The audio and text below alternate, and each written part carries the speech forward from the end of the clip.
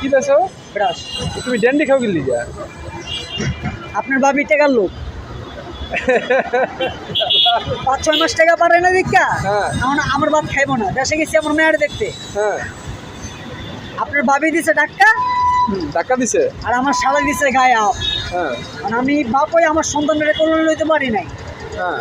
আর আমার মায়ের চেহারা দেখতে পারি না। এখন আপনি বলেন আমি বাপ হয়ে যদি আমার মায়ের কোলে লইতে পারি না, আমার মায়ের চেহারা দেখতে পারি নাই, যে দূর দূর করে কোন জায়গায় থাকবো আপনি বলেন। এলিগান তুমি ড্যান্ডি খাও?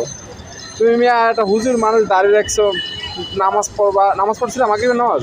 নামাজ কালকে থেকে বড় শুরু করুন ভাই। খালি তোমার শরীর থেকে গন্ধ পায় কেন?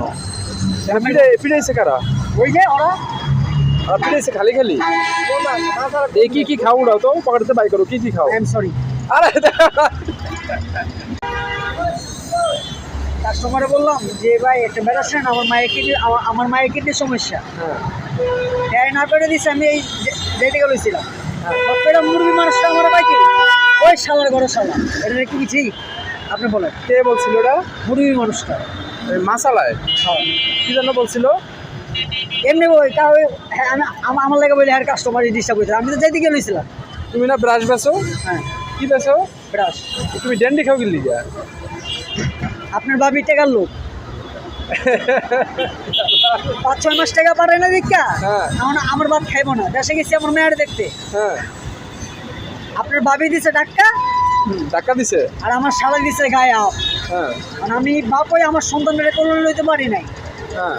আর আমার মায়ের চেহারা দেখতে পারি না। এখন আপনি বলেন আমি বাপ হয়ে যদি আমার মায়ের কোলে লইতে পারি না, আমার মায়ের চেহারা দেখতে পারি নাই, যে দূর দূর করে কোন জায়গায় থাকবো আপনি বলেন। এলিগান তুমি ড্যান্ডি খাও? তুমি মিয়া একটা হুজুর মানুষ দাঁড়িয়ে রাখছো, নামাজ পড়বা, নামাজ পড়ছিলাম আগে নামাজ? নামাজ কালকে থেকে বড় শুরু করুন ভাই। খালি তোমার শরীর থেকে গন্ধ পায় কেন? পিড়াইছে কারা? ওই যে ওরা আর পিড়াইছে খালি খালি? এই কি খাও ওরাও তো পকেটে বাই করো, কি খাও? I am sorry. আরে